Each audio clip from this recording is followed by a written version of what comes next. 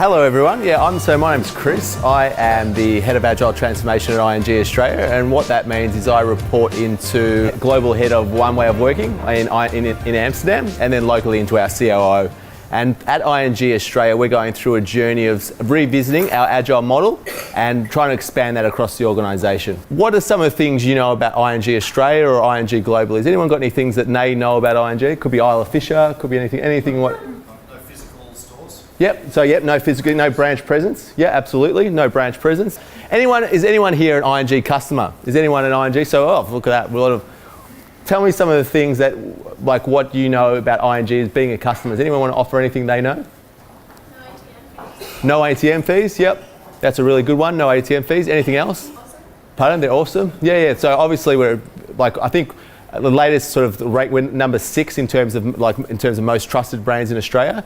The ATM fees is a really interesting one because obviously that was an ING draw card for a long time, and it was our standalone, it was our market differentiation, especially from the Big Four. And then what happened was that the rest of the Big Four matched that. So everyone else who banks with the Big Four would realise and appreciate that they now charge no ATM fees as well.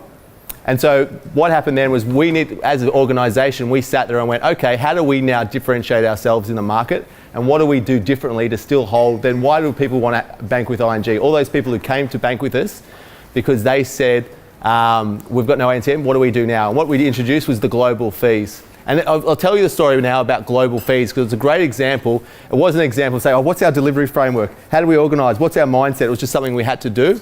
And that was in 6 weeks, with coordination with our vendors, all the people we deal with, we were able to go to market and offer no transaction fees for global purchases. And now what do you get every month? At the end of the month, a statement to say, this is how much money I saved. And does that work out? Are you surprised when you see that? Yeah. And it's a fascinating one when I go to a barbecue or a dinner party now that people say to me, wow, and that was just 6 weeks we were able to do that. So 6 weeks from finding out that the Big Four were going to match us in terms of no ATM fees, that we were able to go to market with our global cards offering to differentiate ourselves again. And in those environments, you can't wait to go, what's our Scrum Master going to tell us? What's our Agile coach going to do? What's our delivery mindset? How do we have to behave? It has to be embedded. It has to be part of the culture. So why one way of working in sort of globally and then again in Australia? Globally, it was a completely different story. So in 2012, the Dutch bank is this big behemoth. And so they said that we need to change as a bank. They've had that big loss. They said we need to change and get better the way we handle our domestic bank.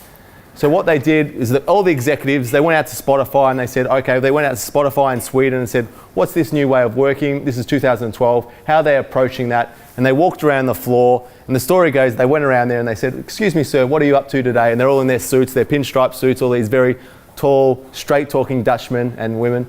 And they said, what are you up to today? What's your story? What are you working on? What are you working on today? It depends. Who do you report into? It depends.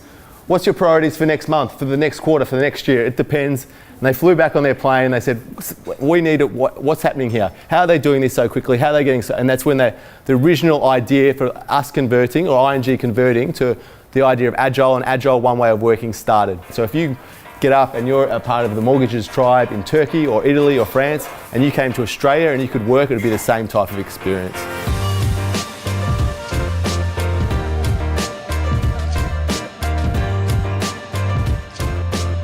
Developing that Agile mindset, who's harder, leaders or team members? What do we think about developing that Agile mindset in leaders or team members?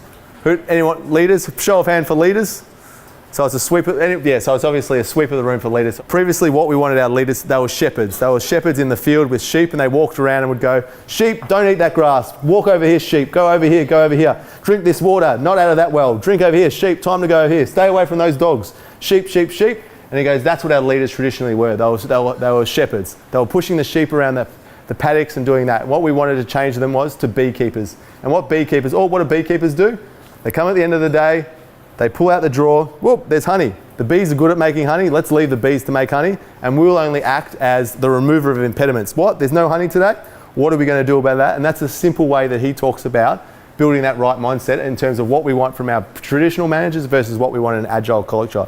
And that shepherds to beekeepers one is a really good story, I find. This is one that we use a lot, or variations thereof, how we get that balance between alignment and autonomy. You know, we've got the team here, we need to cross the river, figure out how. So it's like, yes, we need to cross the river, but it's up to you to how to do it. and really empower them to do it and learn from mistakes. We need to service our customers. We need to build this product. You're empowered to do that. This is one we use a lot. It seems to sort of get lots of traction. So the leader still has a role to play, but it's just not as forceful as it once was.